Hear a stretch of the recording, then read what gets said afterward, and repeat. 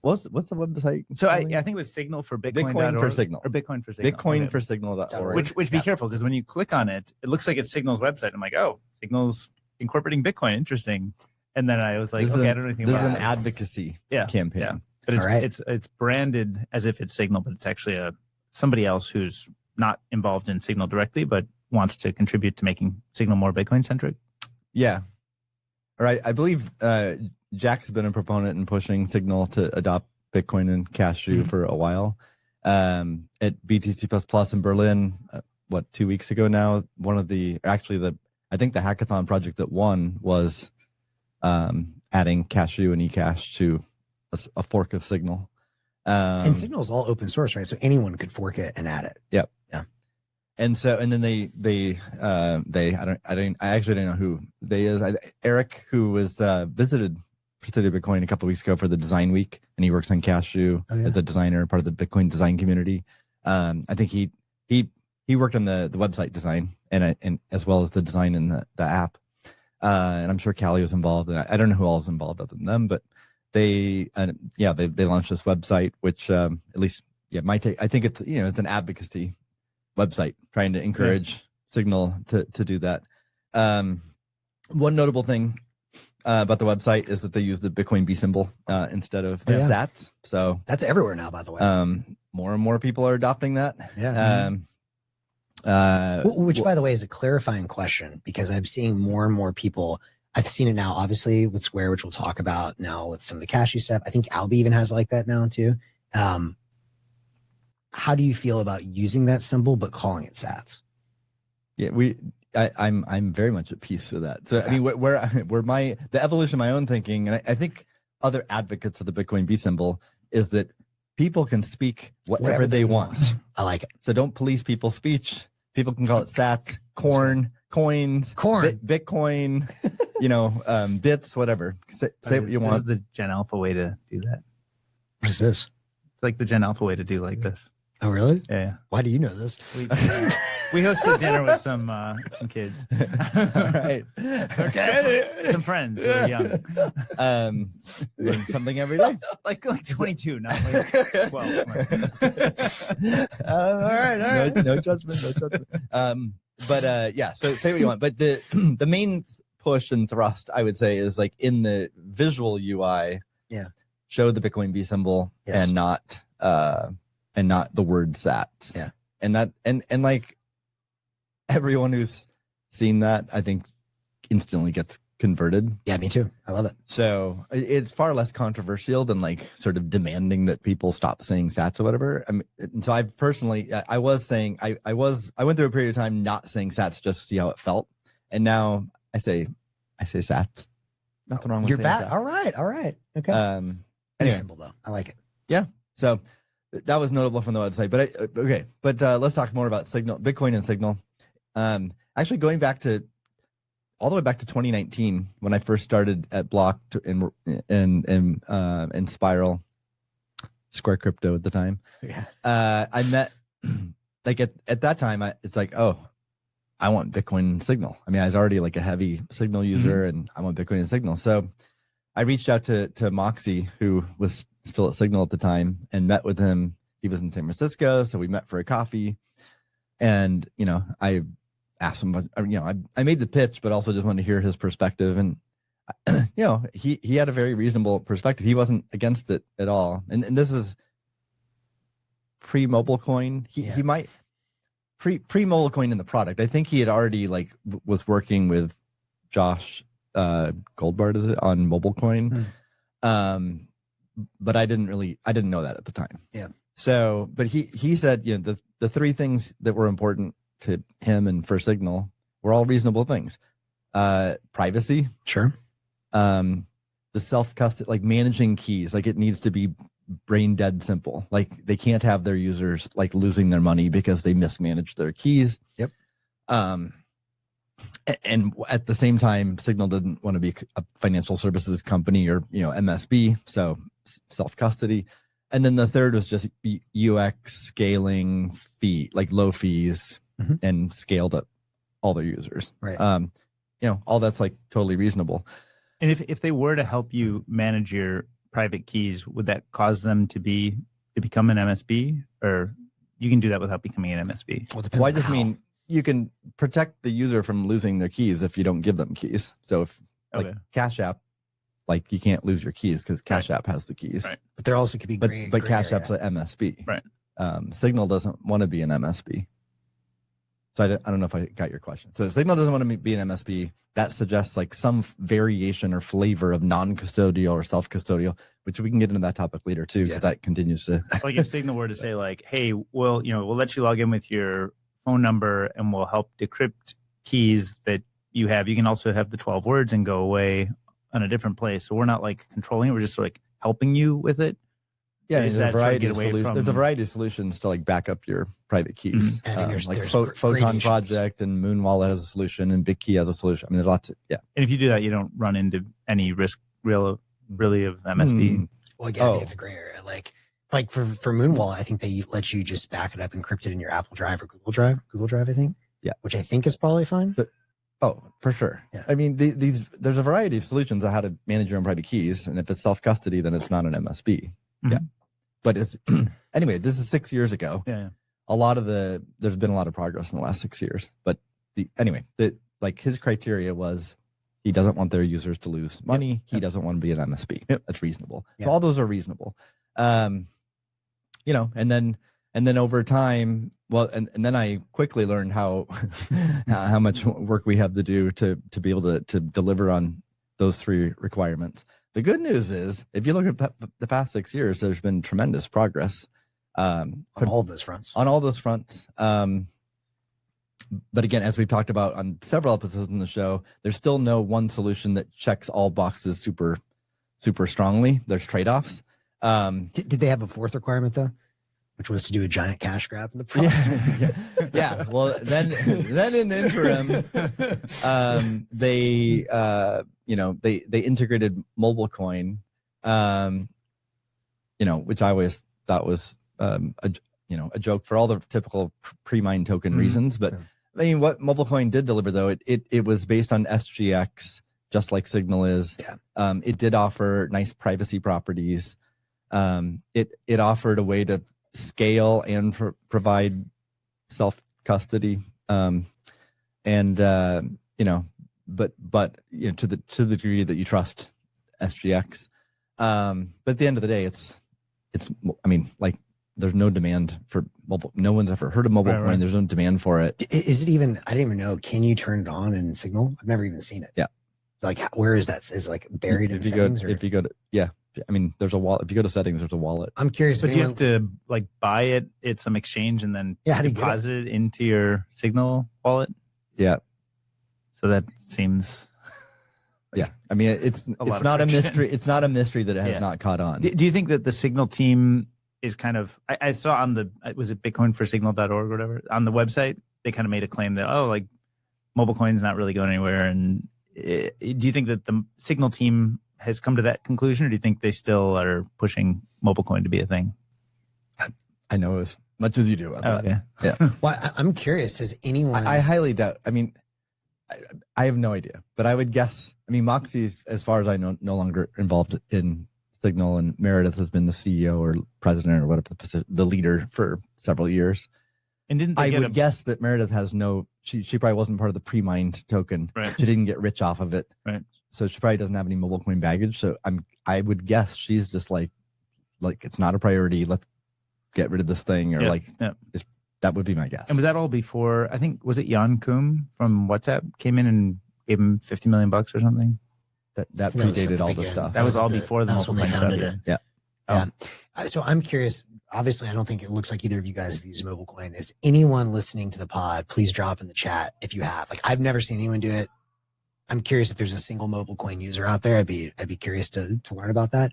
But if not, despite us having a very large live audience, I'm still guessing no one listening has used MobileCoin. This is a scientific study where if no one in our extremely large live audience answers, like clearly Signal, this is your signal to switch. Yeah, I mean, I think this is such just an important story over and over. I mean, I have a ton of questions for where Signal ended up. And by the way, I think we mentioned last week, Meredith Whitaker is now on Oster, which seems like a great great sign. So she can see the power of like, oh wait, there's already, hundreds of thousands of users that have access to Bitcoin on here and stuff like that. But I think this is like the one message to just hammer home over and over and over again to everyone is open networks versus closed networks. And I know we'll talk more about this in other contexts later today, but like, if I could just like hammer one idea home to big tech as they think about how to like integrate payments into their apps, you can either adopt an intranet, which is your network, or a private network, or you can adopt the internet.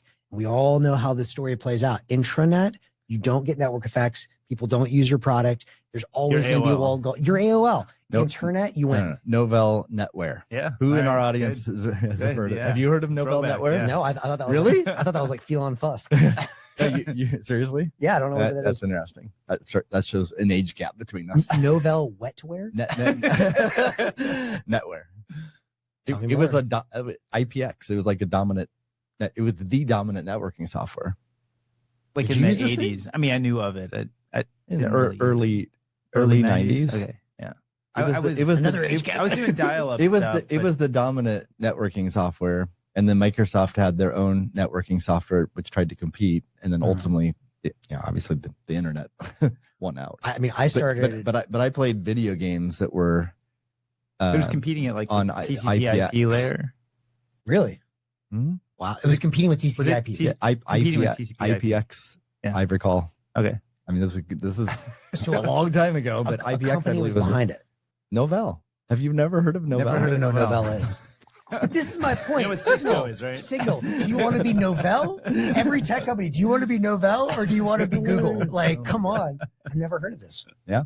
Anyway, we'll do a history lesson. So just so you guys know, I mean, my dad was like a reasonably early adopter of stuff on the internet because he's into like the weird long tail of comic books and like bizarre art stuff. So he was an early user on eBay.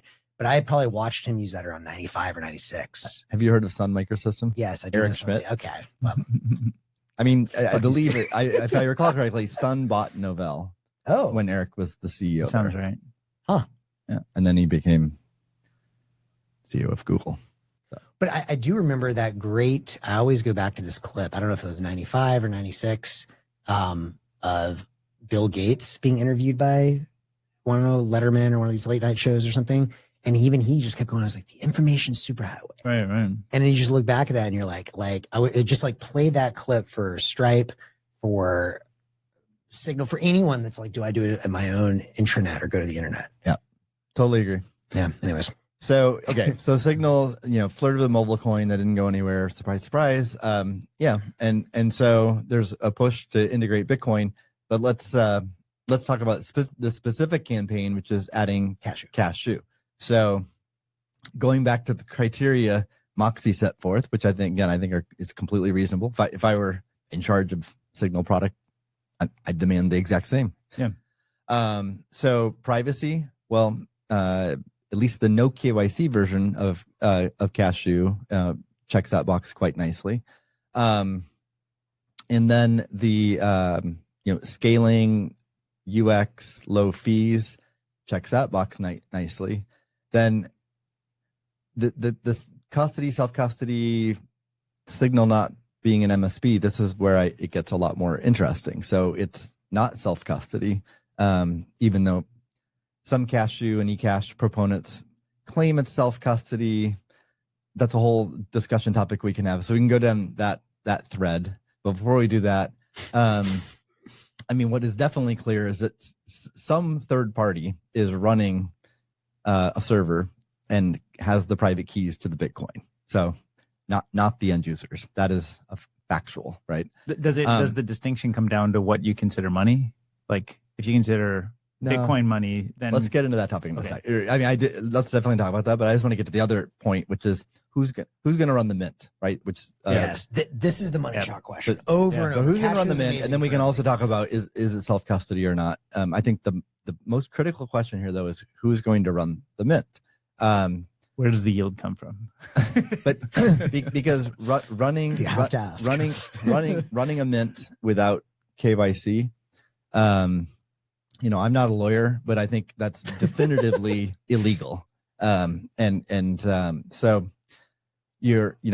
a regulated company is not going to do that unless they run it as unless they license it as a MSB and then have an AML program and do KYC. That is one option. But with Signal, I don't think KYC is going to be an option because Signal's all about privacy, right? So it would need to be no KYC, Cashew. So I don't think, an organization as prominent and US based like Signal, I just don't see how they could possibly run the mint and think it's kosher and not get in trouble. I just don't see how it's possible. So there's certainly, there's at least dozens, if not more, mints that exist today. And I think, there's a directory, a website you can go to and look at a bunch of mints. And there's some kind of reputation scoring of them and using Nostr on how long they've using Nostr, how long they've been alive. Is that something Bob built or something? I think Bob's been involved. Bitcoinmints.org, I think. Yeah. So there's no doubt, like as a early adopter or advocate of this, if you want to use any Cashew wallet, you can definitely use one of these mints you find. If you're just putting like sort of spending money or just a small amount of money in it, that seems completely reasonable to me. And then you get a lot of benefit from, on the UX side, scaling, privacy, etc., and just usability. So, but if we look at it from Signal's perspective, let's put our Signal product manager hat on. What would Signal do?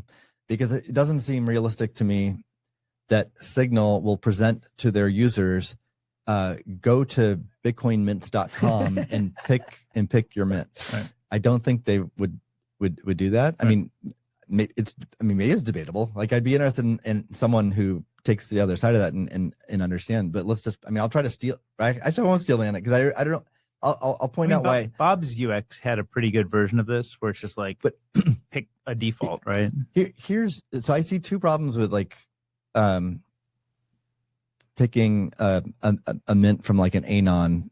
So you don't really know anything about who's running this mint. Well, you do have the reputation. It's not an anon. It's a pseudonym. Well, we can let's talk about that as well, because that can easily be gamed and Sybil attacked, etc. So,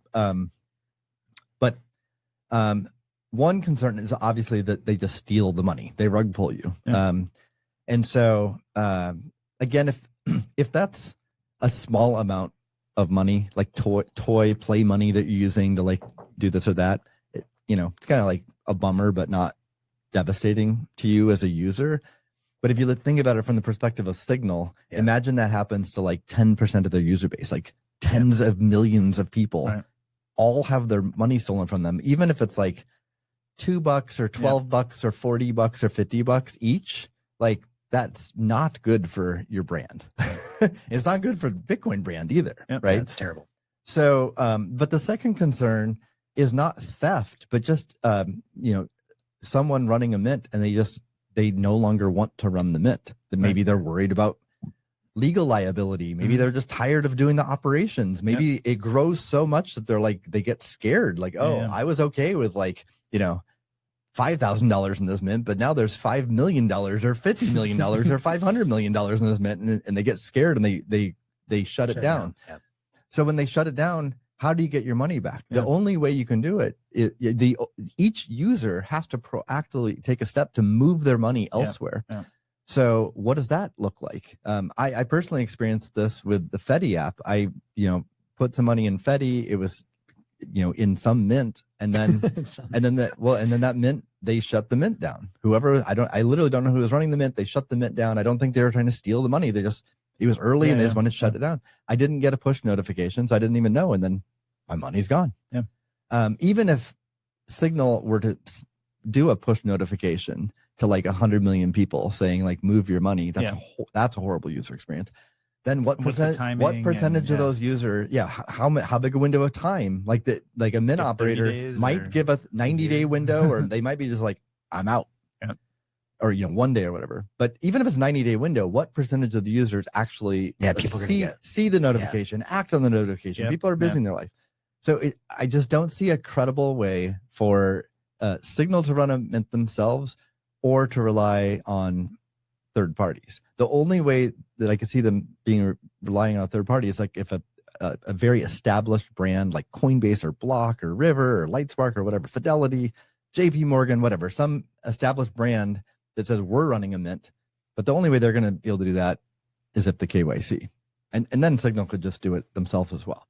But that seems to break the requirement of that Signal doesn't want to KYC their users. I have a ton of questions of this, but let's start with the KYC piece. Is it that they don't want to KYC the users at all, or is there some middle ground? For example, my understanding, and I know Bob is much deeper on this, but is that there's still a lot of gray area on like what exactly you need, because you can KYC a user in and you have to have some kind of like risk management or AI system to like guess whatever who's who. But like once you have the tokens out, the tokens are out. And to be clear, the tokens, and this will get in the self-custody thing, think of it as a Chuck E. Cheese token that's private, but it represents whatever's in the mint, Bitcoin, dollars, whatever.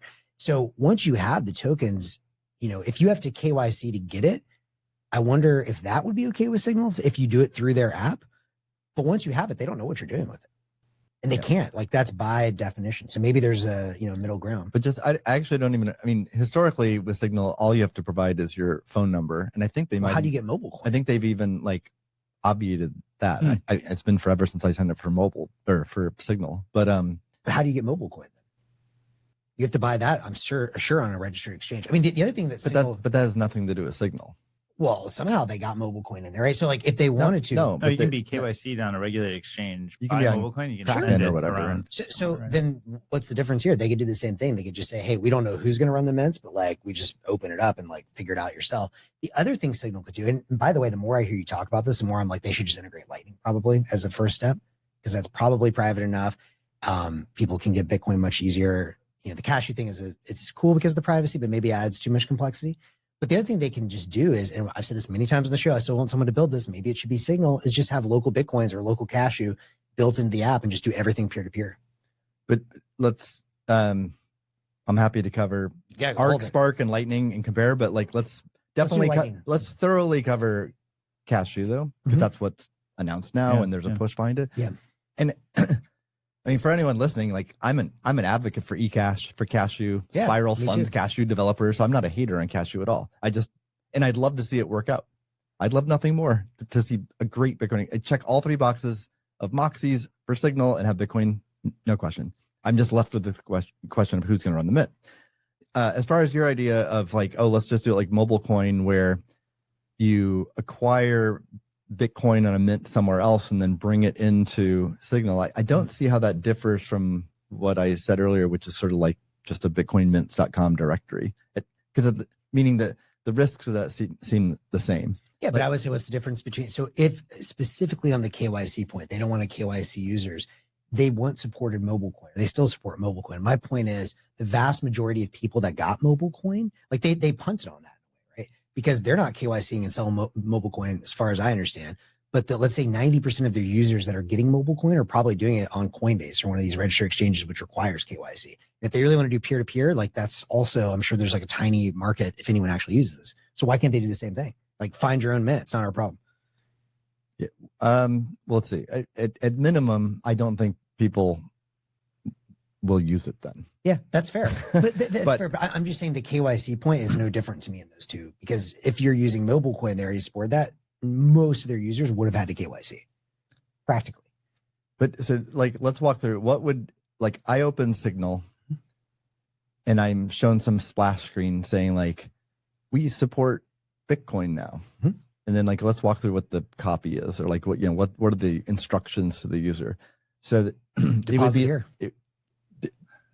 To deposit here, but what does here mean? Does that mean their Signal's running a mint? No, it just like literally they just say, ideally I think they should do Bitcoin too, but it's like, okay, we'll set you up with a self-custodial Cashew wallet. I don't know exactly how they do that, like backup maybe. Who's will though? What is that? Has to be connected to some mint somewhere, right? Like you're gonna have a wallet that's gonna connect to a mint. Well, can't they say just bring your own? But because like with MobileCoin, yes, so you can go buy it elsewhere, right, and then deposit here, like you just said. But like Signal is running MobileCoin, right? Or they're using a third party. I mean, they have a MobileCoin node. Yes, but I guess my point is like, and so if they're not running a mint, then what does it mean to deposit Bitcoin into Signal? Well, I mean, they could just say, click here to create a self-custodial Cashew wallet where you get a Cashew wallet from. Like, here are some suggestions. We suggest using the internet. A Cashew wallet or a mint? Not a mint, like a wallet. Like, all they're saying is like, hey, here's a Cashew wallet, and we don't provide any Cashew in there, and we suggest you figure out how to get Cashew. Here's some ideas.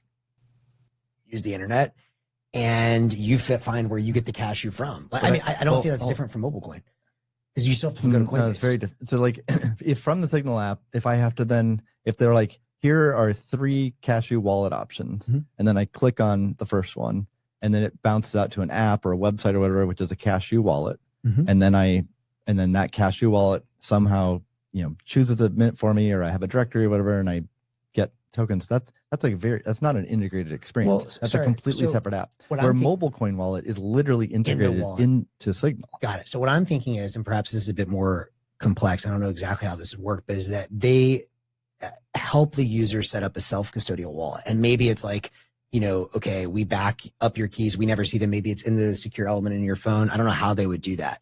But what they could then do is forward payments for you. And I think they would just need to run a Lightning node for that, right? Like if you send a Cashew, you would have to use a Cashew mint that's hooked up to Lightning, and they could be kind of like your LSP for routing that payment. I guess what I'm trying to say is there a way they could do this without ever having to touch Cashew themselves? All they have to do is touch Bitcoin in the background, and then they set you up with, here's how you set up a custodial wallet.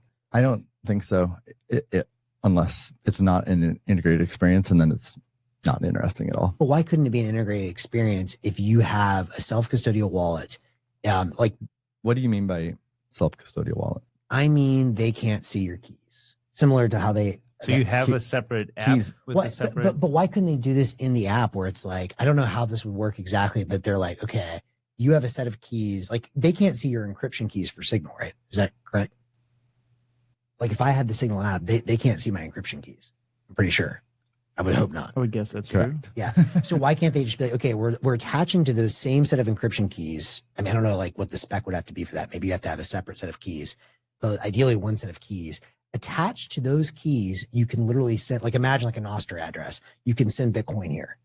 But is it a layer 1 wallet, a Lightning wallet, Spark, Arc? So what I'm thinking is what are the keys to? Well, doesn't the way Cashew work is like, can I just have a key, like a key where I send Cashew to, like an address? Isn't that, it's the same thing, no? Isn't it? I don't know if it's interoperable as a Bitcoin key. I don't know if it uses the same curve, or does it not work that way? Cashew, you have the data you have are just tokens, individual tokens, which is just a data string. I see. I think we're kind of confusing the issue a little bit here, because like, I love the vision for having Signal with Bitcoin readily available, but what are we hoping? Are we hoping that Signal integrates this and then that somehow like makes this thing take off through Signal's distribution? Because all of these things feel so confusing. And how do you do it? Whereas if I were in charge, like, I love the vision that we're talking about, but if I were in charge of Signal, I'd be like, show me the growth of all of this usage and activity outside. Because a lot of people use like things like Venmo, they send over, WhatsApp and iMessage and whatever. Even like iMessage, I think, has its proprietary payment as part of it, but I don't think I've ever used it. I use like Venmo and Zelle because that's like what service that's an interesting want. topic too. I mean, it gets into like what are the use cases. Wait, sorry, but I do want to just touch on this one thing before we jump in that, because I think this is important. And it's been a while since I've looked at all the details in this, but I thought like Pablo's big breakthrough was that, quote unquote, the Cashew, the nut, is in the NPub. And so my understanding was you could literally have an NPub, so a Nostr private key or a Nostr public key, which is the same as a Bitcoin key. And in that key, you could have your Cashew tokens attached to that key, and it could be stored in relays. So in a way, what they would have to do is support Nostr relays where the NPub is stored. And I don't know exactly how that works, but I thought that was like the big breakthrough that Pablo had. And if that's the case, then I don't see how, if they give you this NPub, you can't send tokens. And if someone's listening, they can correct me. I know I'm probably getting some of the technical details wrong, but like that I just remember Pablo kept saying over and over again, the Cashew is in the key. Yeah. Maybe we need to go deeper we'll do on this. homework after the show, because if there's a path there, obviously I'd love to learn it. But critically, the key insight that I remember is you're storing it in the relays. Like you can break, as long as you have your private key, you can access your eCache in whichever relays you've selected to store it. Yeah. So it's more of a call for Signal to integrate Nostr, which okay, we'll figure this out for next time. But so I still have the question who will run the mint, and no one's been able to answer that. That seems like the hard one, and I That's think the only question that matters. Ask that forever. Is it? Well, I just like, I would like to be an advocate. I'd like to go yell and scream and do whatever I can to get Bitcoin and Signal and via Cashew, but I'm not, because if I put my Meredith hat on or the PM of Signal hat on, I would be asking who will run the mint. And so until I can answer that better, I don't see how I can be a champion for that method. How far are we from, we've talked before about an AI agent running the mint that still my nobody answer. really controls. And to me, that I don't That's think the we best have answer. it fully figured out, but to me, that seems like the most promising path to get there. And you could imagine some sort of AI agent that's open source software that runs in some environment, and that maybe people donate to pay for the infrastructure. Or they don't donate to. I mean, the idea is you actually tell the agent, run this thing profitably, and with those profits, reinvest in backing yourself up. So that seems like a great like vibe coding project for you or Matt or Max or me or whatever to do. Someone listener. I think that sounds like an amazing experimental project to me. But I'm sure there's like at least a dozen things that'll be revealed while building it, which make it impractical or infeasible or too risky or whatever. Today, you know, so I'm not shitting on the idea. I'm just, to me, that's like, it would be an amazing experiment now, but it's certainly not like, it's not a definitive answer. Well, and to be clear, I mean, I can tell you, and I need to do a longer write-up about this idea. Like, we can't go to Signal right now and say, here's the answer. Here's your solution. But I think maybe the thing I'm suggesting is let's figure it out independent of Signal and prove it. Because I think going to Signal and hassling them to integrate this thing that we don't even have an answer to is kind of backward. Let's make the answer outside of Signal and make it easy for them. Like Venmo works really well, non-integrated with iMessage, but it works really well. Yeah. So like, let's prove that we can make it work really well. And then once everybody's using it and it's so obvious, they're pasting links into Signal, then we can say, hey, Signal, let's make this thing that already works much better. And then I think as a product manager or Meredith, whoever, then you have like a really strong case